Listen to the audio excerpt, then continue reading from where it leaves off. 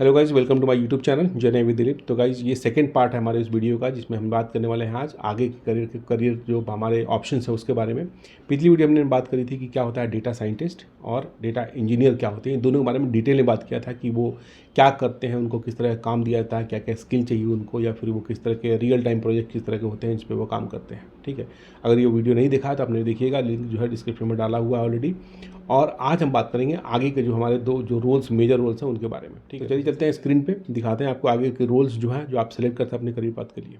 तो गाइज अगला जो रोल है हमारा वो है डीप लर्निंग का। डीप लर्निंग इंजीनियर बोल सकते हैं, करते क्या है वो बात करेंगे। डीप लर्निंग भी इंजीनियर बेसिकली हमारा जो है न्यूरल नेटवर्क पे काम करता है। ठीक है, डीप लर्निंग इंजीनियर में का मेन काम जो होता है वो डीप न्यूरल नेटवर्क को डिजाइन करने का होता है और डेवलप करने का होता है। न्यूरल नेटवर्क बोले तो डीप लर्निंग बेसिकली क्या है ना, हम जो सोचते हैं, जो हमारे दिमाग में जो चलता है उस तरह के दिमाग को प्रोग्राम में कन्वर्ट किया गया है, यही है। इसलिए न्यूरल नेटवर्क कहा जाता है। ह्यूमन ब्रेन का जो सोचता है उस तरह से इसको भी डिज़ाइन किया गया है। बहुत कॉम्प्लिकेटेड होता है, टेढ़ा होता है इसका जो जो एल्गोरिदम्स है वो, बट उसको किया जा सकता है, ऐसा नहीं कि नहीं कर सकते हैं।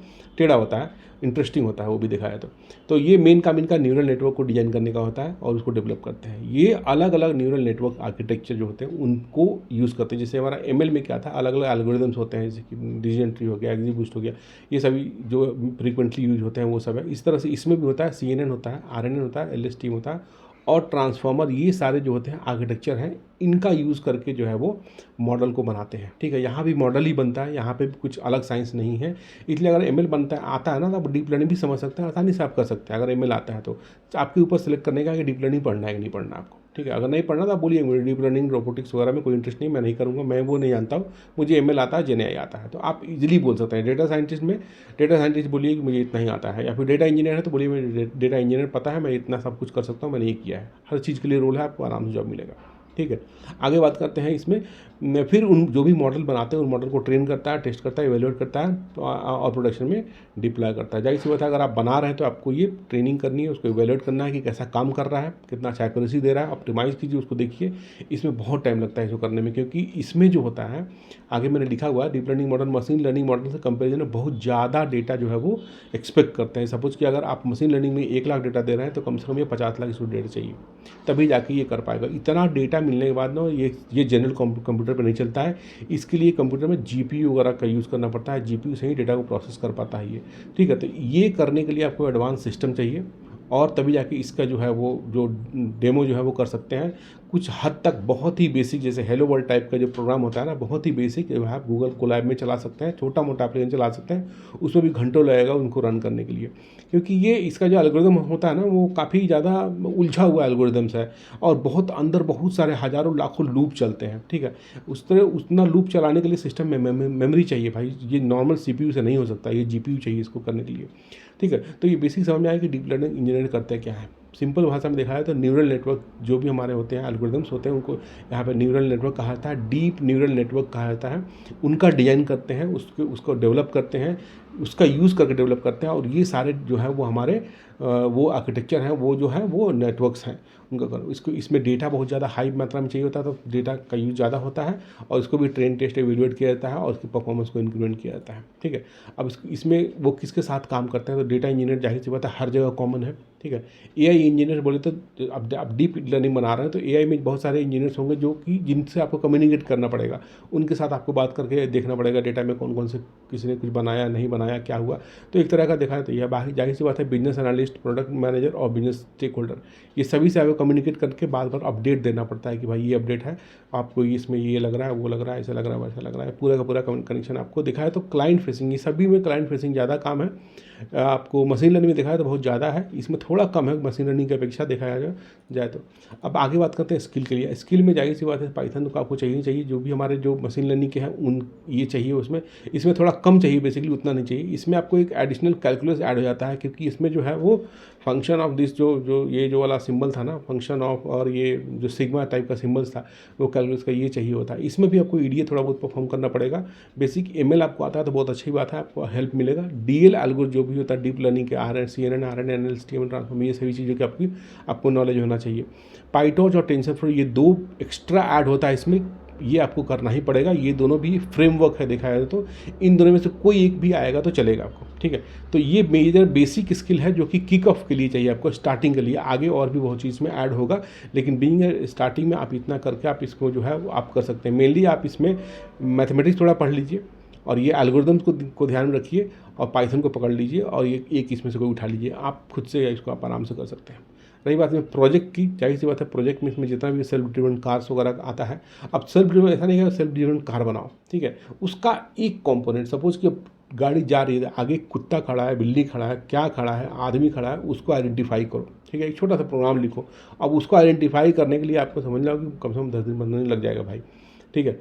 अब ये लेन डिटेक्शन हो गया, रिकमेंडेशन, तो छोटे छोटे पार्ट्स को आपको एक असाइनमेंट के तौर पे दिया जाता है, तब जाकर छोटे छोटे पार्ट्स को मिला के कंप्लीट सिस्टम बिल्ड होता है, ठीक है। तो सेल्फ ड्रिवन कार जो प्रिपरेशन है ये लिखा हुआ है, इसका मतलब नहीं कि पूरा पूरा कार डिजाइन करना है आपको, उसमें एक छोटी सी फंक्शनैलिटी आपको डिजाइन करने दी जाएगी, छोटी सी फंक्शनैलिटी आपको बिल्ड करने के लिए दिया जाएगा, ठीक है। रिकमेंडेशन सिस्टम जो है, डिमांड फोरकास्ट और ये कस्टमर सेगमेंटेशन, जितना भी आज की डेट में देख रहे हैं, ये सभी आज की डेट में बहुत फ्रिक्वेंटली यूज हो रहा है भाई रियल टाइम में। अगर आप ध्यान से देखोगे ना तो आपको सब दिखेगा कि भाई कहाँ कहाँ डीप लर्निंग यूज हो रहा है, कहाँ मशीन लर्निंग यूज हो रहा है। ये सब बहुत एक्सटेंसिवली यूज हो रहा है, रियल टाइम में घुस चुके हैं और रियल लाइफ में घुस चुके हैं आदमी के ये सारी टेक्नोलॉजीज।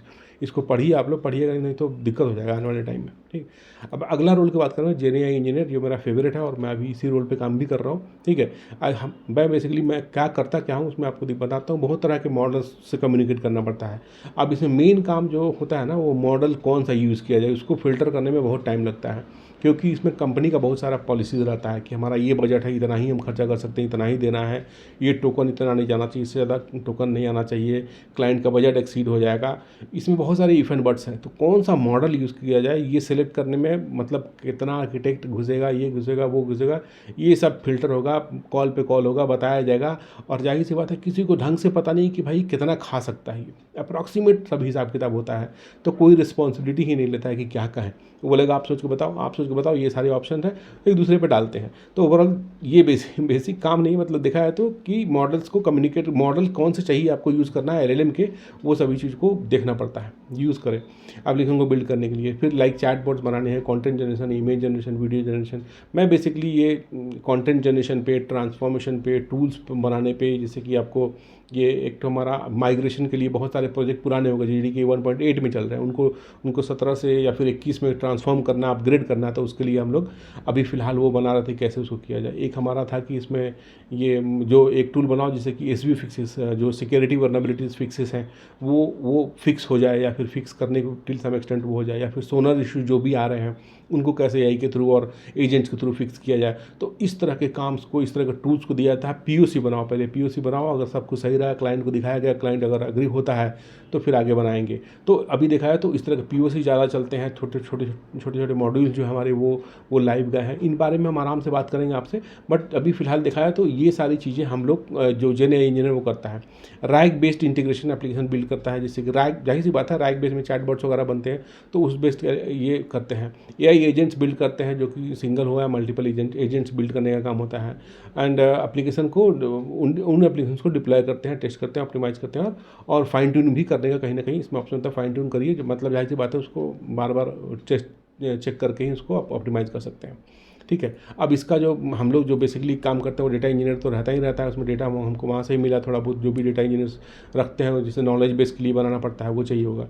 एआई इंजीनियर्स हम लोग अपने टीम से, या फिर बहुत सारे स्क्वाड्स होते हैं उनसे कम्युनिकेट करते हैं। और जाहिर सी बात है बिजनेस से तो ये तीन बहुत कॉमन है, ऑलमोस्ट सबसे होगा, प्रोडक्ट इंजीनियर होगा, बिजनेस एनालिस्ट हो गया, इन सब से आपको बात करना पड़ेगा, ठीक। आगे आते हैं टेक्नोलॉजी पे। तो टेक्नोलॉजी स्किल क्या क्या चाहिए। पाइथन मुझे इतना ही आता है, देखा है तो मुझे पाइथन में इतना ही आता है मेनली। बेसिक्स मैथमेटिक्स ठीक है, वो फंसता है तो जीपीटी वगैरह से पूछ पाछ कैसे भी कर लेता है, लेकिन ये बेसिक मैथमेटिक्स भी उतना ऐसी नहीं है, बट फिर भी ठीक है, ओके होना चाहिए तो अच्छा है आपके लिए।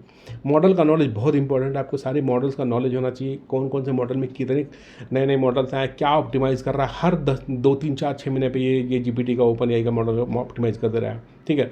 अब ऑप्टिमाइज़ करने से दिक्कत क्या है कि आपका एक प्रोग्राम आज चल रहा है, डेमो दिखाने जाओ चलेगा ही नहीं, फंस जाएगा, कुछ ना कुछ उसमें फेल हो जाता है, कोई पैकेज बदल दिया तो इधर कुछ बदल दिया, तो उस तरह का है। रैग आर्किटेक्चर आपको पता होगा बहुत ज़रूरी है, रैग के बिना नहीं होगा। यानी कि मॉडल नॉलेज, रैग, वेक्टर, ये तीनों तो भाई मस्ट मैंडेटरी है। उसके बाद पाइथन आपको चाहिए ही चाहिए बेसिक्स के लिए। मैथ्स नहीं भी रहेगा तो चलेगा, पाइटॉर्च ये सब उतना उस लेवल का नहीं भी रहेगा तो चलेगा, लेकिन ये 3 इज़ वेरी इंपॉर्टेंट। पाइथन बहुत इंपॉर्टेंट है, मैथमेटिक्स थोड़ा बहुत चलेगा, ये आपको होना चाहिए स्किल फॉर श्योर, मुझे पता है ये सारी चीज़ें। उसके बाद आते हैं प्रोजेक्ट्स पे, तो जाहिर सी बात है प्रोजेक्ट मैंने आपको अभी एक्सप्लेन किया, उस तरह के प्रोजेक्ट बनते हैं, चैटबॉट्स बनते हैं, एजेंट्स बनता है, रैग का एप्लीकेशन बनता है, नॉलेज बेस्ड जो इंटरप्राइज नॉलेज बेस्ड असिस्टेंस, मतलब कि चैट जो करता है चैटबॉट्स, ठीक है, यही चैटबॉट को यहाँ पे ये इस तरह से लिखा हुआ है। और कस्टमर सपोर्ट ऑटोमेशन हो गया, कोड असिस्टेंस हो गया, डॉक्यूमेंट की, ये सारी चीज़ें, meeting summarization, AI email assistance, multi agent, ये सारी चीज़ें जो है बहुत बड़ा स्कोप है। एआई जो जेन आई इंजीनियर का बहुत बड़ा स्कोप है और इसमें हर चीज़ बनाया जा सकता है, ऐसा नहीं कि नहीं बना सकता। तो आप चाहें तो एमएल से स्टार्ट कीजिए या तो फिर जनरेटिव एआई से स्टार्ट कीजिए, लेकिन बेसिक के लिए एमएल पढ़ो। मैं तो रिकमेंड करूँ कि एमएल पढ़ो, डेटा एनालिस्ट मत पढ़ो, नहीं करना है तो आपको, डेटा से नहीं खेलना है तो। लेकिन एमएल अगर आप पढ़ लो तो बहुत हेल्प मिलेगा आपको जेन आई इंजीनियर बनने में। और जेन आई इंजीनियर में आ गया तो आप समझ लो कि एक बहुत बड़ा एरिया कवर कर लोगे अपने करियर का, और इसमें बहुत सारी चीज़ें जो है ये अभी इतनी जाएगा भी नहीं और अपग्रेड होगा, तो ग्रोथ भी अच्छा है। स्विच भी करोगे फ्यूचर में तो आपको आसानी से स्विच हो जाएगा, क्योंकि आप 3-4 साल 5 साल काम कर लोगे ना तो आपको ये सब बच्चों का खेल लगने लगेगा, क्योंकि कॉपी पेस्ट है, जहाँ से उठाओ इसको कॉन्सेप्ट पता है कि हाँ भाई चैटबॉट बनाना है तो ये नॉलेज बेस क्रिएट करो, तो कहीं ना कहीं आपको एक्सपर्टाइज हो जाएगा। तो आप जो है वो जेएनआई या फिर एमएल, यही 2 चीज़ मैं रिकमेंड करूँगा कि ये दोनों को पढ़ो और इसमें घुसने की कोशिश करो। अगर आप इसमें घुस जाते हो ना तो आपका करियर समझ लो कि हो जाएगा अच्छा खासा जुगाड़, ठीक है। तो ये रहा हमारा final screen. Like and subscribe का, अगर अच्छा लगा हो तो लाइक कर दीजिएगा आप लोग, कमेंट करके बताइए कैसा लगा। कोई डाउट हो तो पूछिए, ऑफकोर्स सभी वीडियो में बोलता हूँ, कोई पूछता नहीं है, लाइक भी नहीं करता लोग, फिर भी कर दीजिएगा अगर अच्छा लगा तो, ठीक है। मिलते हैं अगली वीडियो में। Thank you so much watching, bye, take care.